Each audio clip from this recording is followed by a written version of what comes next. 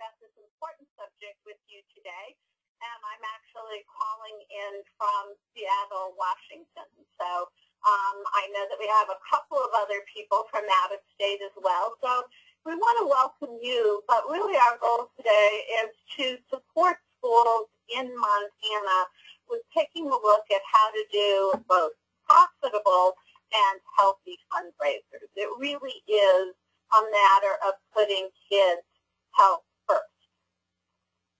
And for some reason my slides are not advancing, but there we go. I want to go back to the slide for just a minute with the photo because this is actually a picture from Schilke's school, Emily Dickinson in Bozeman, that you're going to have an opportunity to hear about in just a minute.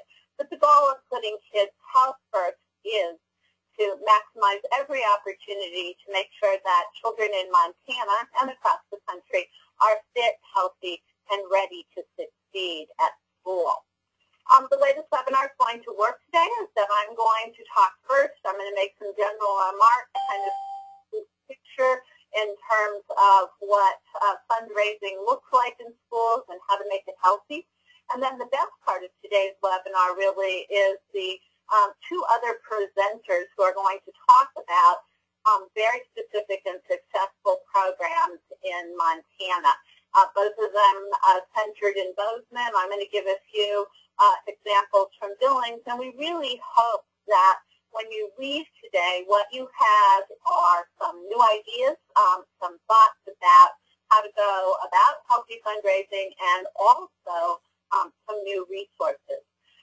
There are really three parts to the agenda then. My introduction about making health a triple play, a win-win-win for kids, schools, and communities.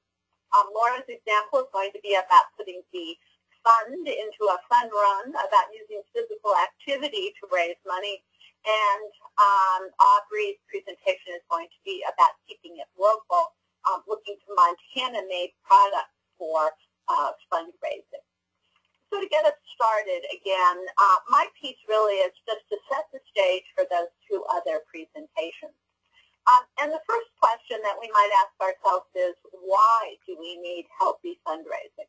Well, I think we need it because we all recognize that kids in the United States, no matter what their size, weight, wherever they live, kids in general are not getting enough solid nutrition, nor are they getting enough physical activity.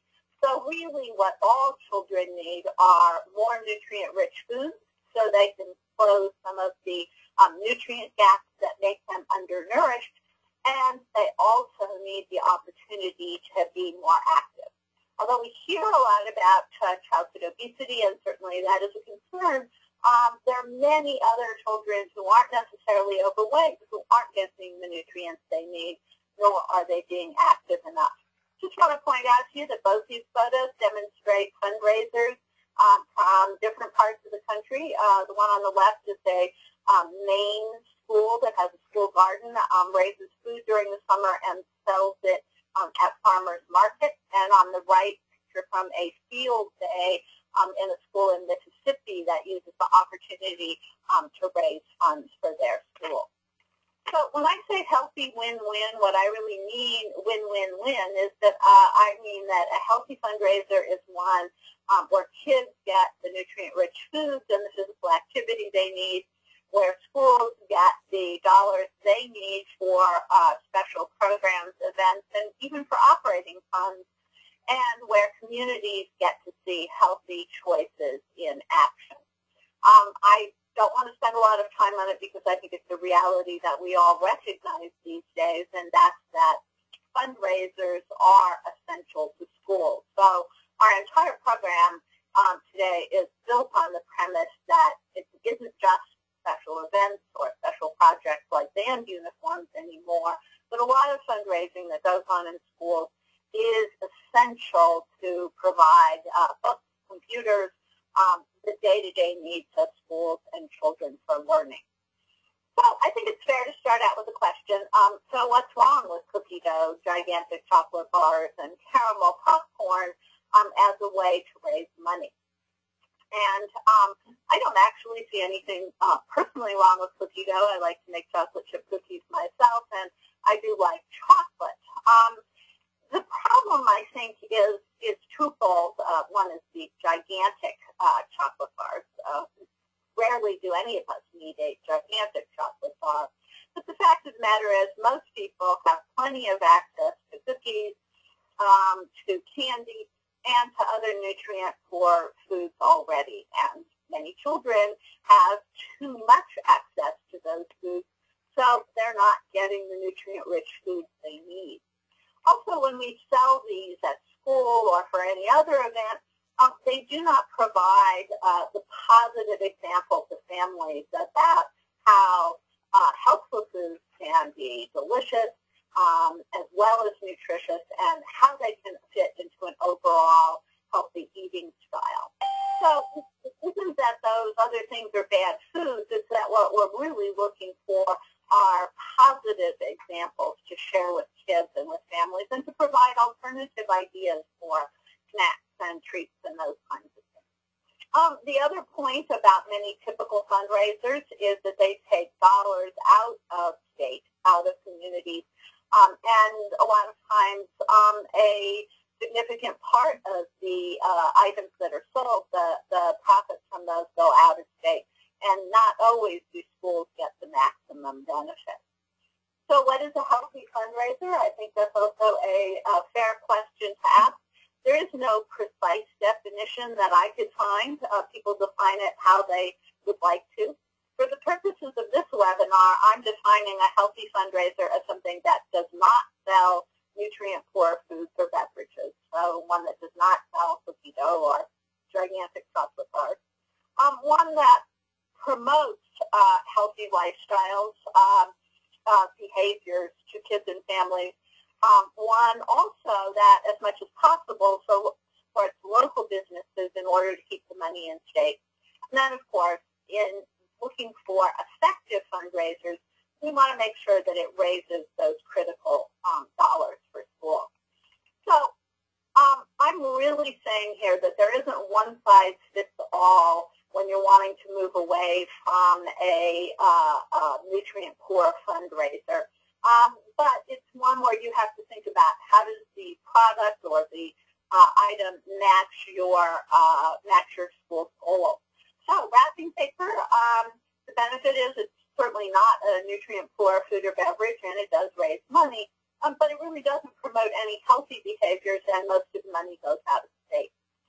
Citrus fruit does not sell, it offers a healthy food. It promotes a healthy behavior. Eating more fruits, it raises money. But again, most of the money is not staying within a community. It's going out of state to both out-of-state companies and producers. I know that a couple people have contacted me since the PTA meeting, and some of you may have been at that PTA meeting, so I wanted to provide some resources and also address the question of how do these things fit into the definition of a healthy fundraiser. Michael Taylor actually is on our call today. He's from City Brew Coffee, which is primarily based in Billings, has developed a fundraiser for local schools. You can contact Michael at this email address and find out more. And certainly it doesn't sell a nutrient-poor beverage. There actually are some antioxidant benefits of drinking coffee, and I had my cup this morning. It raises money, but it really doesn't promote healthy behaviors for kids since they don't drink coffee, nor does it support agriculture, local agriculture. Also, I was asked about the recycled bags, and there's some great bags available. And again, it doesn't sell a nutrient-poor food or beverage. It raises money, and it is recycled product. So it is green, and again, that URL is there. So again, I'm not promoting these as good or bad or drawing a line in the sand about what a healthy fundraiser is. You need to look at the options and decide what works best for your school. By the way, it's important to mention here that not only will this webinar recording be available to people, but we will have a copy, a PDF of these slides, so you don't need to write down any of the resources that we have. So moving away from those options just a little bit and talking about some more, oops, I did not mean to go that fast, talking about some more Montana-based or things which maybe meet all the criteria we're looking at. This is from Amsterdam School. Molly Stenberg is on the line. And in addition to doing the Harvest Montana fundraiser that you'll hear about in a minute, they added an extra very local piece onto that with locally grown potatoes. And here we mean really local, grown by farmers right around the school and donated to the school for the fundraiser, and the school was able to raise $700 just with this piece of the fundraiser. So again, that's something that I think is a win-win-win all the way around in terms of the community. But I got another one that's about potatoes as well. This one was from Whitefish, and this you might even call a win-win-win, 4 wins. Not only did it provide local foods in terms of locally grown organic potatoes, but kids were involved in the hand harvest. The money, the proceeds from the fundraiser supported actual produce in Whitefish schools, and people were also given the option of donating food they purchased to the local food bank. So I consider that sort of an all-around winner. My point here, again, is that in deciding what to do for healthy fundraising, one size does not fit all. Just like kids are different, different fundraisers. The examples you hear today are some that are available in our resources may be most appropriate to your school and your situation, and that's what to look for. The Healthier U.S. School Challenge encourages schools to have healthy fundraisers. So all of those of you who are looking to become a Healthier U.S. School Challenge school will want to really delve into this idea, and the materials on the USDA website have, again, ideas. And some of these will not be things we'll be discussing today, but obviously a recycling drive, a bingo night, sports camps, all sorts of ideas come to mind when we think about ways to replace some of those nutrient-poor choices. This is just an example of a brochure from Billings Public Schools where fundraising actually is part of the wellness policy, as you can see on the far left. This brochure is not totally final yet, but when it is, we'll also post a copy of it, so you'll be able to have that as resources. And again, it lists a variety of local businesses and companies who provide options, both food and non-food. We're going to post 2 other resources up because I think they provide, again, just seeds of ideas for you. This is one that I personally wrote from my work in Mississippi. Again, it's just a 2-page handout that lists a wide variety of ideas for things that can be sold, and includes things like smart snacks, fresh fruit boxes, and in the case of Mississippi, you might actually be able to make those local foods as well. Lots of schools across the country are getting into this. This is a great resource actually from New York City, and it's a multi-page handout with multiple links to current companies, and it was produced in the winter of last year, so a lot of them are very current. And again, they're national companies and list some ideas for mostly other items that you can sell, although there's some ideas for activity fundraisers as well. By the time we move, before we move into hearing from the 2 people who have the wonderful success stories to tell you, I just want to tell you about a couple of things in Billings, one that's a long-term project from Highland School, and one that is a very recent example from the Billings Catholic School. And excuse me, Julia, I did realize that we skipped the first poll question. So perhaps we'll just go to the second poll question, not right now, but in a minute. So I apologize for being confused there. I hid them in my slide presentation, so I wasn't keyed into sharing them with folks. No worries, we just wanted an idea of what people were interested, what brought you to this webinar today, and maybe we can talk about that at the end as well. So, two activity examples from Billings. And one of the reasons why we're sharing these, and you'll hear about one from Bozeman as well, is that activity fundraisers are really wonderful because they really focus in on that idea of getting kids to be more active. The one from Highland School has been going on for several years, has been very successful, and it revolves around the week in October that's designated as International Walk and Bike to School Week. So Highland Elementary is pictured there on the right, and then on the left you can see the fundraiser talking points that kids are given to go out and solicit pledges with. In this case, they asked each of the pledgers to donate $10, not an uncommon amount in a fundraiser, and they're urging each kid to get a minimum of $100 in pledges. And you can see all the different kinds of things that they've raised money with. Again, what the student is pledging to do is participate in walk to school activities during the week of walk and bike to school. This school really has built a very strong program around getting kids to come to school on safe routes that allow them to walk and bike. So this is kind of a natural fundraiser for them.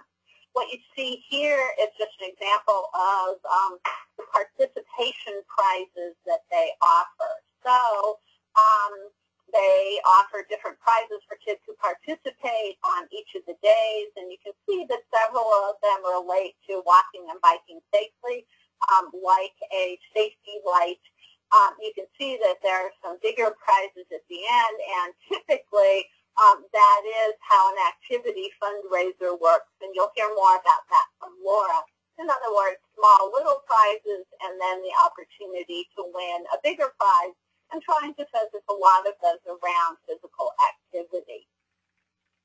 On September 11th, which was just a couple of Sundays ago, the Billings Catholic Schools had their very first ever running on faith jogathon. And I want to talk about this for a couple of reasons. But first, I do want to say, yes, this is a private school, and so the situation maybe has been slightly different, both in terms of economics and in terms of participation. But I think it really has some great examples for how schools think about this. The one that I want to start out with is just that they really integrated this jogathon with their overall goals. So, you know, they mixed their faith-based into it. And notice here the variety of ages, parents, teachers, caregivers, everybody participated together in this jogathon. So it was their first year. They replaced a wrapping paper fundraiser. They did get some feedback in the beginning that said, you know, what about our wrapping paper? But what they said afterwards, what one of the organizers said afterwards, it was absolutely the most fun that anybody had ever had at a fundraiser. So again, they asked their students to collect a minimum pledge of $100. The first lap of this jogathon included 600 people, both students and faculty. One of the things about these is they really can get everybody participating. And in this case, they followed it with an all-school picnic. So an opportunity to get people together. And there have currently on their website a nice link to all their forms so that if somebody wanted to organize something like this, they might be able to do it. All right, I am ready now for the second poll question, Julia. If you can do that, and I apologize for the confusion, but we'll see if we get the poll question up there.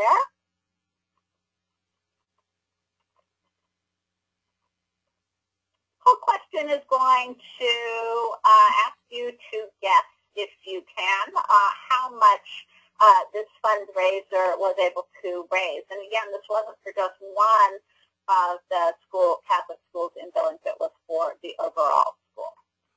Julia? Dayle, it looks like I might have hit the what best describes your interest in fundraising question first, so maybe we can go ahead and do both of those right now. Okay, I can't see it. Okay. So we have a poll up that I'm hoping people, oh, there we go. So what best describes your interest in fundraising? If you could just check the item that that best describes who you are. And Julia, I won't be able to see the results. So can you tell us sort of what the poll looks like after you stop it? Yep, we're just waiting for a few more votes to come in, and then I'll let you know. Thank you. So again, apologies for the glitches in polls. How does that look to you, Julia? So 16% are parents of school-age children, 37% are a teacher, principal, or other educator, 21% are in school nutrition or food service professionals, and 26% are concerned community persons. We did not have any students that responded. I'm glad that we come from diverse opinions, but I would just like to put a plug in here for involving students, especially when you're talking about middle school and high school students. If you get them involved, it can really make a dramatic difference in appealing to that demographic. Julia, do you want to show us the next poll question then, number 2?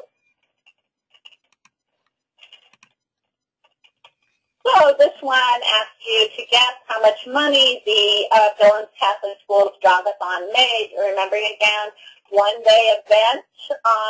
They asked students to go for a minimum of $100 in pledges. And again, as you'll hear, this is a situation where people pledged a certain amount per lap that the students walked. So Julia, I am actually able to see the results. So when you feel like people have logged in, then we can go ahead and post the results. We'll just give them one more minute and then I'll post them for you. Well,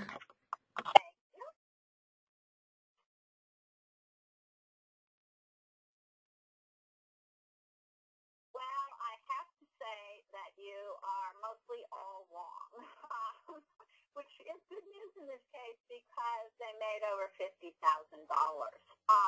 And again, I'm not saying that because that's a goal that people should have, but I think it's important to recognize that with this kind of fundraiser, you can make a great deal of money. Remember that 600 students and faculty walking, and they asked them to raise a minimum of $100. So, you know, there is the opportunity, depending on your community, to have a significant fundraiser. So we can go back to my book, not that one. Hold on a second, Julia, and I will get back to the right slide that I'd like to start on again. And do you need to show my screen, or do I need to show that? It's on your screen right now, and should be on your slide in just a second, it looks like. All right. So I'm going to do that slide. Hold on one second. I'm about to introduce Laura to you. Laura Schilke is a parent from Bozeman, as you heard, and she's a wonderful example. She's going to talk to you for about 10 minutes about a program that they did at Emily Dickinson School. So if you want to go ahead and get started, Laura, all you have to do is make sure your line is unmuted and tell us what you did in Bozeman. Thanks, Dayle. It's really fun to be here today to share this fundraiser. This is something that we started last year. It was the first time we did a Fun Run was what we called the fundraiser. Previously, we had sold things. I think we sold things like paper and Christmas ornaments. We tried for a year to do the no-selling fundraiser, where we just asked every family to write a check and send it in. And that was reasonably successful, but kind of boring and drab, and didn't do anything for our kids. This opportunity or idea sort of fell in our lap, and we're in the midst of doing our second annual fun run as we speak. It was such a success last year, and we got so much positive feedback that we wanted to do it again. But we did want to create an environment where we weren't just focusing on the dollars and the fundraising. We wanted more for the kids, and we wanted this to be about more than just running. And so through this fun run time, it takes about a couple of weeks to pull this off the way we do it. We want the kids to adopt a fitness is fun attitude, and we do that a few ways. We have morning announcements over the loudspeaker to the kids, instilling a character trait or a fitness tidbit of information that might inspire them. We bring community members in that have some expertise in an area that allows them to use movement or fitness as a part of their lifestyle. And then we also ask the teachers bring in their health-oriented curriculum during these couple of weeks. And so the kids get a lot of emphasis on fitness and making healthy choices from a lot of different avenues and people, and so it creates a lot of excitement in the school. But as far as the fun run, the actual piece, it's similar to what Billings did. We give the kids a pledge card, and they get about 10 days prior to the fun run to go out and gather pledges.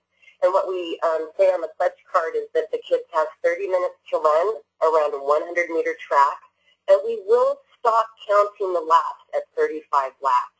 We wanted the first year to have some parameters on this when people started making open-ended donations or a pledge based on what a child might run. We had no idea what to expect. So this gave that donor some parameters. We gave the kids about 10 days to get pledges. We gave them those incentive prizes, similar to what Billings did, to encourage them to go get more pledges. And that brought them back to the school with their pledge card. They'd get to draw from a bag of goodies and get all excited and go back home and try to gather a couple of more pledges. The Fun Run Day was a day during school. We had a great administrator to work with, and because we were doing so much curriculum-based work with the kids, we were able to have the fun run during the school hours, which meant 100% of the kids that were in the building that day ran, jogged, skipped, walked for that 30 minutes that their class was out on the field. And so that was terrific. They all got to get up and they all got to move. And for simply participating in that running portion, we gave them a bandana. And this young boy that you see running, that was the bandana that every kid got as they walked out the building to run on the Fun Run Day. And they were excited and they ran their hearts out. So many of them surpassed even our 35 laps that we stopped counting out. Some kids ran up to 50 laps or 55 laps. But that donor, again, was only responsible for donating based on 35 laps. And so it takes a little bit to pull it off. But on the Fun Run Day, what made it exciting was, as you can see, we have flags on the field. We asked parents to come. We let them have a schedule of when their child would be running. We encouraged the parents to run with the kids, root the kids on. We had noise makers. We had a loudspeaker with some music playing. We had people who were willing to get on the loudspeaker and encourage the kids with their running and remind them of the healthy attributes or character traits that they learned during the week. And then they had, once the fun run was over, we give them about another week to 10 days to collect all of that money and to bring those pledges and donations back in. And at the end, when we count the money, we are then awarding those top earners grand prizes. And last year we had 4 top grand prizes, and the kids overwhelmed us with their enthusiasm, their potential for fundraising, and we ended up giving, instead of 4 top prizes, I think we gave 30 top prizes away. We multiplied and gave more, gave awards to more kids that had brought in quite a bit of money. This year it's structured, those grand prizes will be structured in groups or categories of money. So, for instance, we have a metal detector that the kids can try to earn money for, a sit scooter, a green machine, which is a small machine like a tricycle that they ride on the ground. And then the grand prizes, we are given either a Kindle reader or an iPod Nano, and they can choose. Again, this is based on the money that they actually earn after the fun run and bring back to us. And it's just, it's an opportunity for a lot of parents to get involved. The kids get excited. They see the enthusiasm of the staff and the parents. We get a little bit silly on Fun Run Day and have a good time. We were fortunate last year to have a 85-degree day. And so, but we also were able to engage the community. We were able to get donations, so the kids had orange slices on the day of the fun run and plenty of water offered them while they were running. And there's so much to say. And then, yeah. Laura, if I could interrupt you on this slide, I just think it's really important to tell people about where you got the idea and that they said it was okay to use their idea because they weren't coming to Montana anytime soon. Thank you very much. I kind of lost track where I was. This opportunity came to us last year via a parent that moved from Texas and had her kids in elementary school in Texas and then joined Emily Dickinson here in Bozeman. They had participated for a number of years in a row in what they called Booster-a-thon. This is a company that comes in and essentially does the fun run for your school. They do the 2 weeks of curriculum and interest in the classrooms as well as put on the whole fundraiser. But like most fundraising national organizations, they take their 50%. And so as we were noodling on new ideas, this parent stepped up and said, hey, we did this fun run. So we contacted Booster-a-thon, and as you see, they've got a website, and I encourage everyone to go look at it. What we know about their organization is that they're moving, I think they started on the East Coast, they're moving west, predominantly in high metropolitan, large populated areas where there are a number of kids and a number of schools in one community where they can send a team out and spend a lot of time. They were unwilling to come to Montana. It really didn't fit, I think, their business structure. But we're very open to and excited about the fact that we were going to try to do our own fun run and pointed us towards their website and welcomed us to the information on their website. That really is what gave us the premise for all of this. And we had a group of women that then were able to take those ideas and run with them, and it was a tremendous success. Faculty came back and were so excited, and after what they saw we did and brought community members in to expand on the curriculum. The kids had fun. They thought that was a heck of a lot better than going out and trying to sell some wrapping paper that they had done the years prior. And parents were excited. They were excited to be there and root their kids on that day that they were running. They were excited to see the level of participation across the school. And even, so there was the fun run on the day where we had 100% of the kids that were in the building were participating in the run.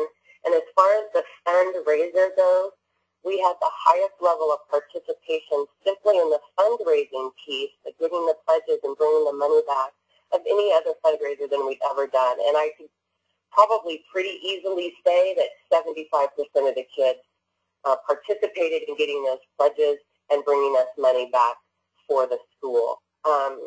Because we had an overwhelming success, one of the things that we've been able to do was we wanted the kids to have a little bit of a choice in how we spent this money. We often spend the money on them, but we hadn't really given them a choice on how we spent that. So we were able to peel off a little bit of the earnings and let them choose how we spent it, and they spent it on some new playground equipment.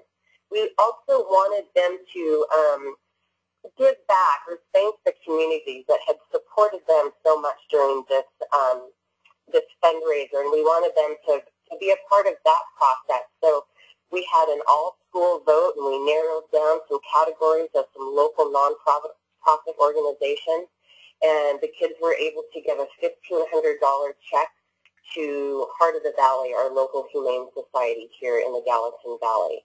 And that was a big thing, something the kids really identified with. They were excited to give that money.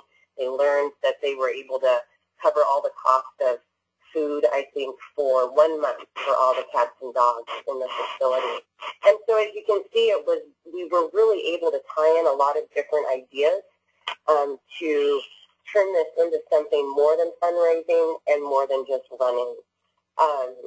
The other thing that I think is unique about this idea is that it really can be adapted, and I think this might be the next screen. We were fortunate to just get it kicked off and do it first thing in the fall before the snow fell. I think it fell a few days later, but we hit it on a good day. You could take this inside. I think that there would be opportunities to do it in a gym with basketball or run a smaller lap or do jump roping.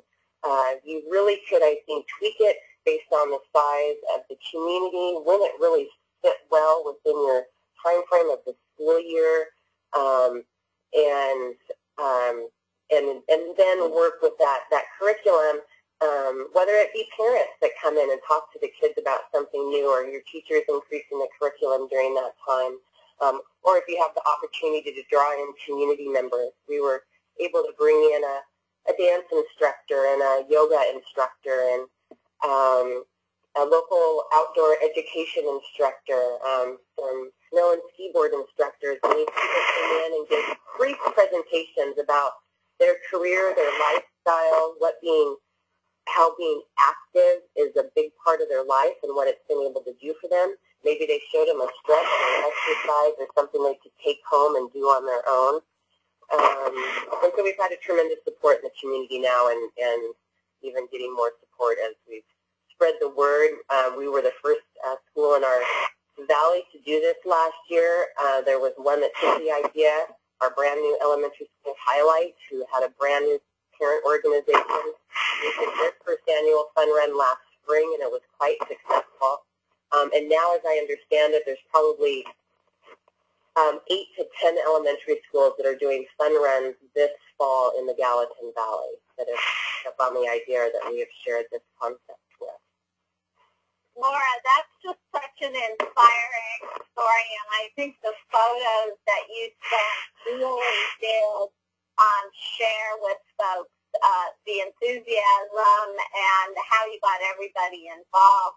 I think that what I so appreciate about Laura's approach, and we do care about the bottom line in fundraising, but one of the things about this idea of doing an activity fundraiser is that it has more, it's about more than just what the bottom line is, because it engages kids in an active lifestyle and engages the whole school in doing that. So I think both the example from Billings and the example from Emily Dickinson, I really love the idea of including other activities, and so appreciated the photo that Laura sent of the child in the wheelchair being able to participate as well.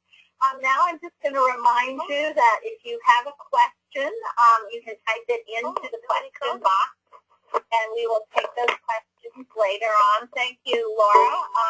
You can go to *6 to mute yourself again until we have some questions, because now we want to introduce Aubree, and we want to shift gears slightly from physical activity back to nutrition, where we started, and thinking about the idea of agricultural products. Can we do the last poll now, Julia? Can we do the poll about where people are from? We were interested in where people were from in Montana. If you can put that up now, we'll get a chance to have people vote on what best describes where you live in Montana, and I apologize for anybody whose area of Montana isn't precisely represented. But this is just sort of a fun way for us, and maybe for Aubree, to talk about some of the agricultural products that might vary from place to place in our state, because it's very true that we have different products in different places. Julia, just let me know when you think you're ready to show the results of this poll. I think we got everybody, so I'll go ahead and show it now. Good. Well, we're delighted to have some people from outside of Montana and from the Montana Highline, which everybody from Montana knows is quite sparsely populated. So excited that we have a variety of from Montana. And as I said, we can go back to my screen now. Aubree is going to talk for about 10 minutes or so about a project that's been going on in the Gallatin Valley, supported by Montana Team Nutrition. And then you could be thinking during this how the concept might also translate, just like Laura talked about translating it to your school. Aubree can give you a roundup of what they did, and then you can be thinking about translating it to your situation. Are you ready to talk some delicious fundraising for us, Aubree? I am. So thank you, Dayle. I'm Aubree. I'm pleased to be the Farm to School Assistant for Montana Team Nutrition, as well as the Program Manager for Gallatin Valley Farm to School here in Bozeman. This is my third year organizing the Harvest Montana fundraiser for Gallatin Valley Farm to School, and I'm also working on a Team Nutrition pilot project to help 4-H groups organize the Harvest Montana fundraiser in their communities. So I kind of see it from a couple different perspectives. This will be a brief glimpse at the history of the fundraiser, as well as an introduction to the available resources we have.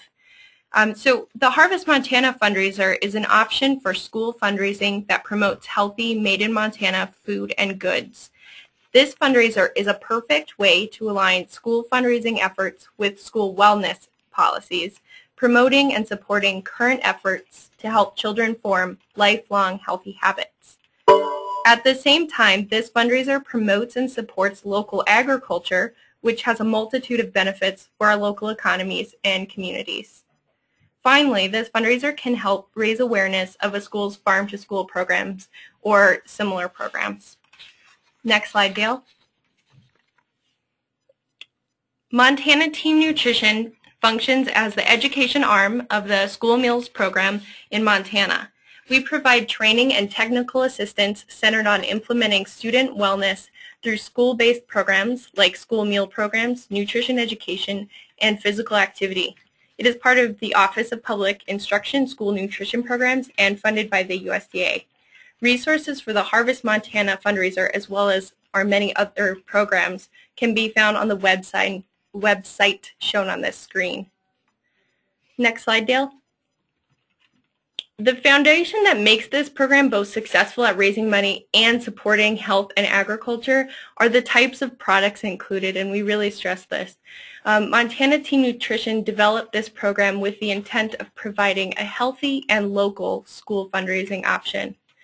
To maintain this intent, it's important that the products are, one, healthy, so that the products you include represent a balanced diet, minimizing nutrient-poor foods that are high in sugar, fat, and sodium, but they're Montana or local, whatever your definition of that is.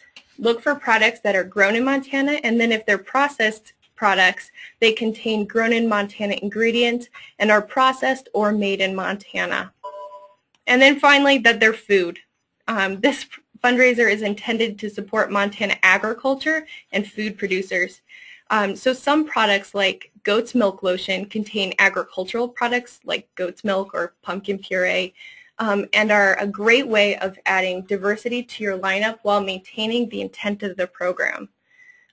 Also, when choosing products, additional considerations could include perishability, how good it is being given as a gift, unique products, nice packaging, ready-to-ship packaging, variety of prices, etc.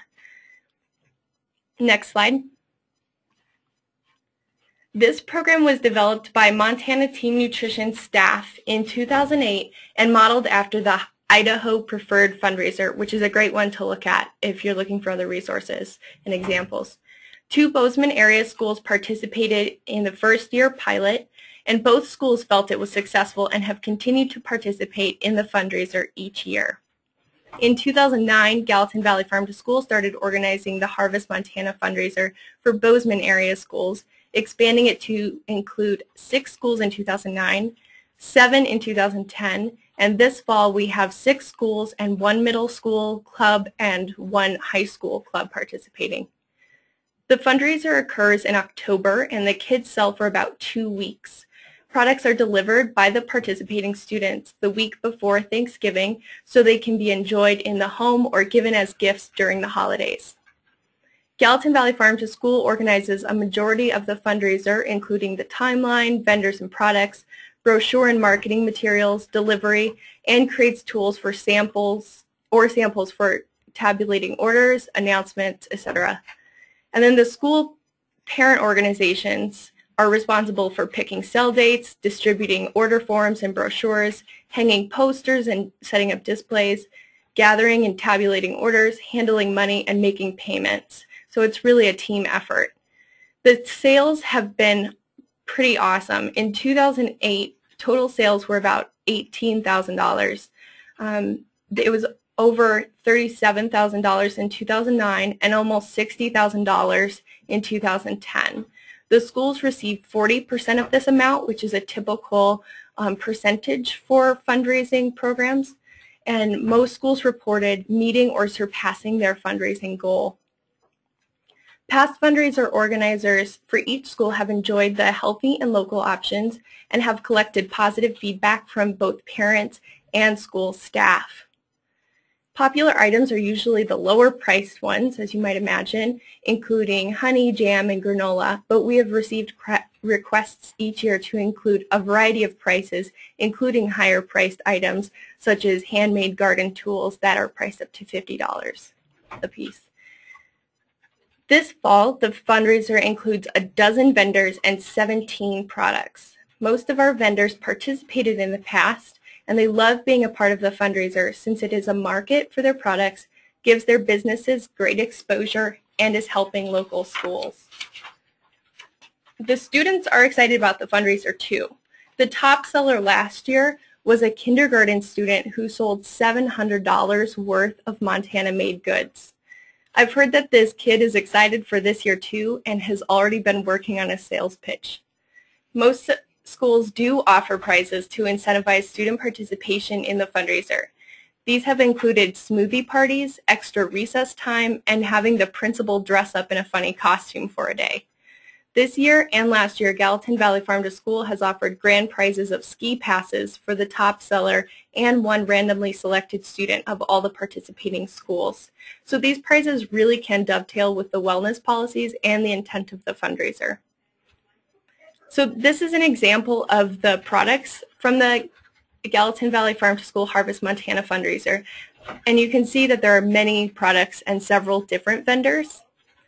For Gallatin Valley Farm to School, pulling together this many vendors, products, and schools has become a several-month process.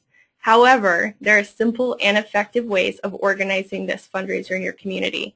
As Dayle mentioned before, Amsterdam School as well as Hawthorne School have both participated in the Harvest Montana fundraiser, but have also organized their own one product or one vendor fundraisers.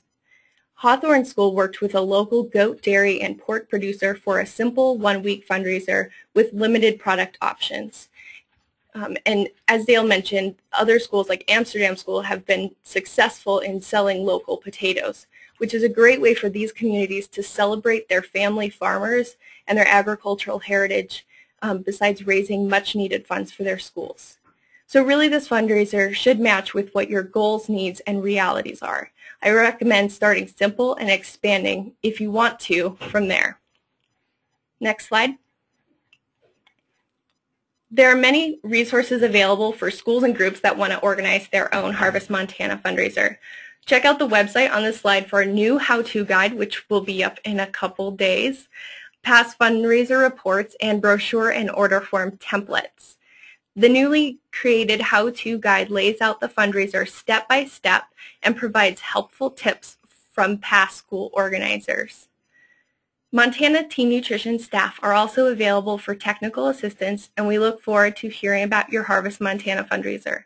By sharing your experiences, you can help other communities easily organize their own fundraiser.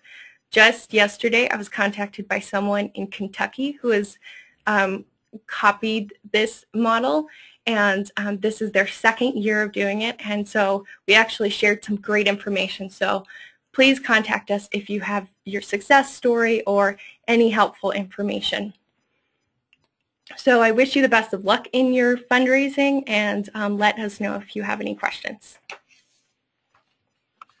Wow, thank you, Aubree. That's so wonderful to hear, and so good to hear that you're getting connected with people all over the country, because I think supporting local agriculture is something that many of us are eager to do, and when we connect local agriculture to local schools, we're able to reinforce some very important messages about not only agriculture and where our food comes from, but about continuity in terms of families and family farms and ranches. I think you've heard from both our speakers about what are some resources for success, and certainly Montana Team Nutrition folks are available to provide that. I just want to wrap up with a very few slides to share some more resources with you and remind you that if you have questions, please type them into the box, and we'll attempt to answer as many as we can, or to get back to you if we can't answer them now.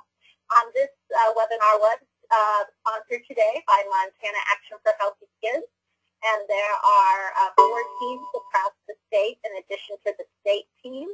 The 2 people who you see listed there, Susie and Molly, are our state leaders, and they're more than willing to talk to you about getting involved in those communities, like with the Billings group that I chair, or to put you in touch with other like-minded folks in your community.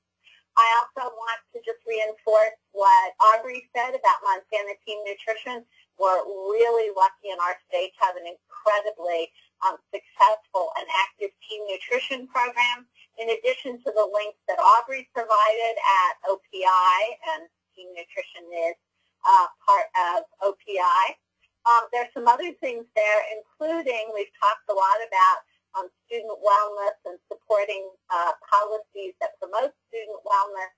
So Montana Team Nutrition has actually developed a sample policy that discusses fundraising, how to get that into your policy, and that link is here. But again, if you just go to opi.montana.gov, you'll be able to search on wellness policies and team nutrition and find that information.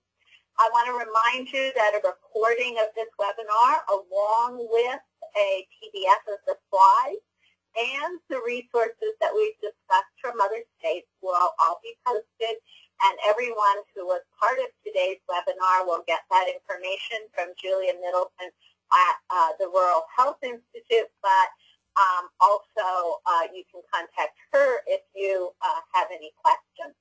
As I was thinking about wrapping this up and thinking about what inspired me about interviewing and talking extensively with Laura and Aubree, and also with the folks in Billings, is just what the keys are to success in moving away from less than healthy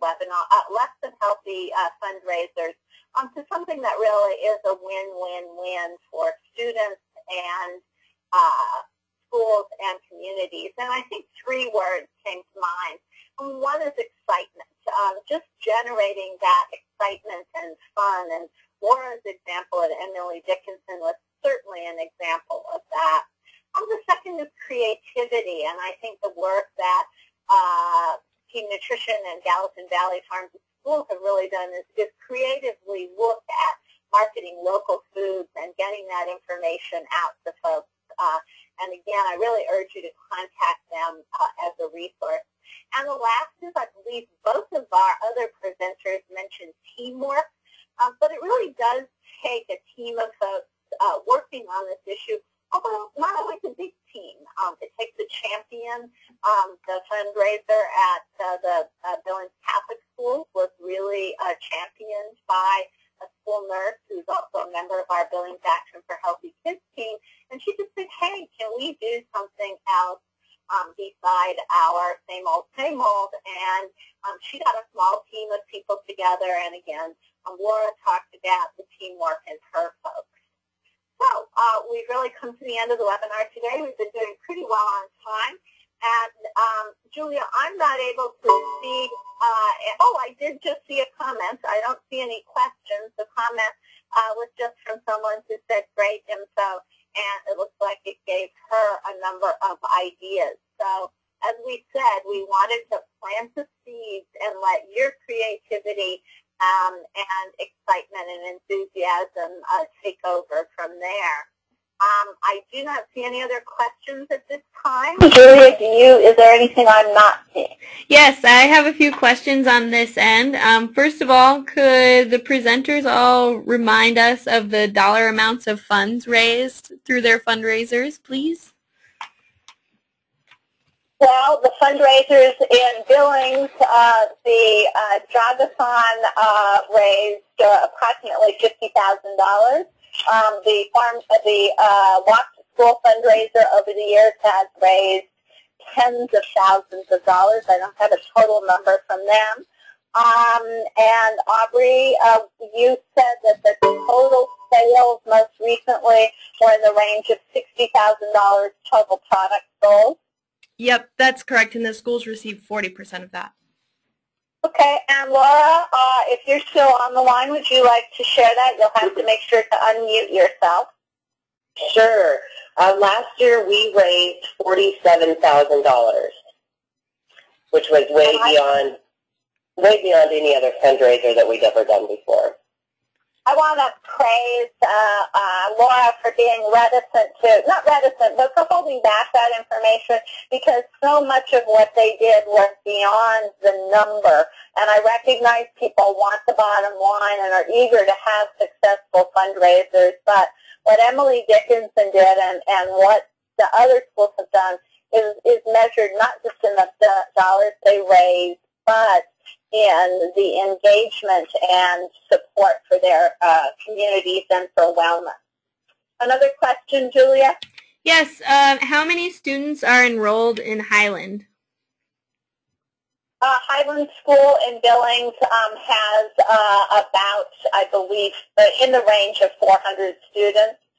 Most of the schools in Billings range from 350 to 450 in an elementary school, and as I said, they really have made safe routes to school, biking and walking, one of their primary goals for that school, being a neighborhood-based school.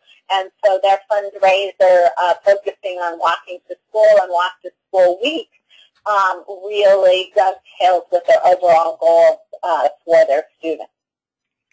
And this last question, if anyone else has a question, please type it into the question box. Should be in the bottom right corner of your screen.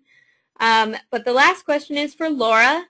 Laura, can you estimate the amount of time that the fun run took to coordinate? Wow, time, that's interesting.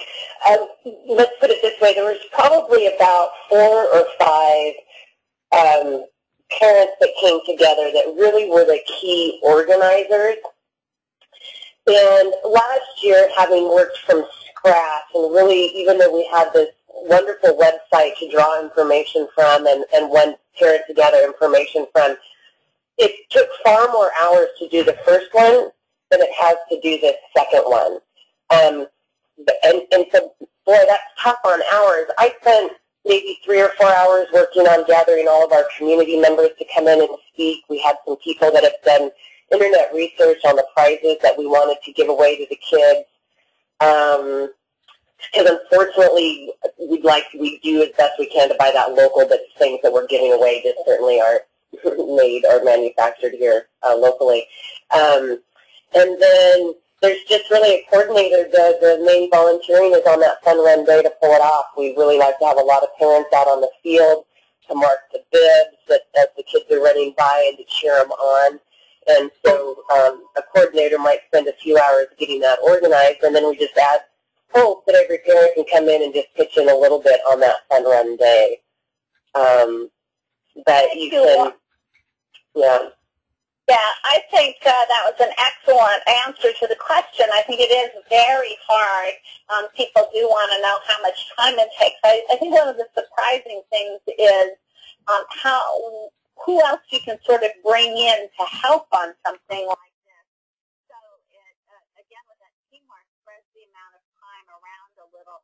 I know I made a statement, a plea earlier to invite students in, and I really do think that if you have some middle school or high school students, you can involve them in the in developing the event, and also then helping with it as well. And I know in some schools there are medical careers classes or culinary classes who might be able to help with something like that. The other thing I know from some school districts is using retired folks, and I think one of the things about this is that it isn't just parents who get excited, it's grandparents who get excited. So if you have some retired senior volunteers in your community, that might be a possibility, or just some other folks in your school community. So if you have questions later on, if you, after reviewing the materials, have other questions, you can forward those to Julia, whose name and contact information will be on the thank you for participating that you get from this webinar. So I want to especially thank Laura and Aubree and everyone else who provided information for me to prepare the background for this. It was a fabulous opportunity, and I think you're going to wrap things up for us, Julia. Yes, I just want to echo your thank you to all the presenters for your time and effort. It was a fantastic presentation. I know I learned a lot. And also to all the participants, thanks for joining us today.